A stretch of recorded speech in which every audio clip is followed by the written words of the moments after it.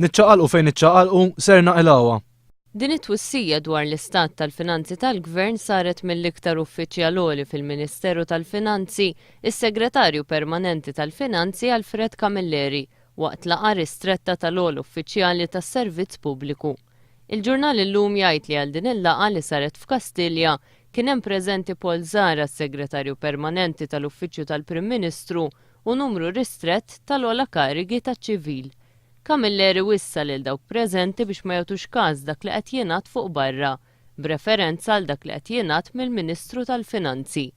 Camilleri għalhekk: Jekk se nibqgħu nipposponu d-deċiżjonijiet ser tiġina qar. Dan jikkontradixxi għal kollox l-impressjoni li qed tingħata mill-Prim Ministru Lorenz Gonzi u mill-Ministru tal-Finanzi li pajjiżna għandu finanzi fis-sod u li ma ġejniex milquta mill-kriżi internazzjonali.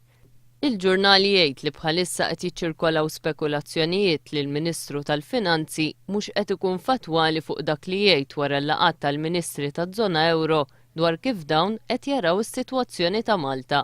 Il-laqgħa ssejħet ftit tal-jiem wara li ekonomista ewlieni Ġermaniż Luder Gerken kien ikkwotat jgħid f'ġurnali Ġermaniżi li skont studju li għamel is-sitwazzjoni ta' Ċipru u ta' Malta hija minn tal-Italja. Meta kien mistoqsim il-ġurnalisti jekk l-Italja kienet l-ogħla livell li setet tilħaq il-kriżi Ewropea, huwa qal li f'kull każ se jkun hemm aktar pajjiżi fil-periklu. Qal li minn barra l-Greċja u l-Portugal hemm ukoll Ċipru u Malta li s'issa għadhom ma ġibdux l-attenzjoni tas-suq. Qal li għal pajjiżna u għal Ċipru il-problemi huma akbar minn dawk tal-Italja.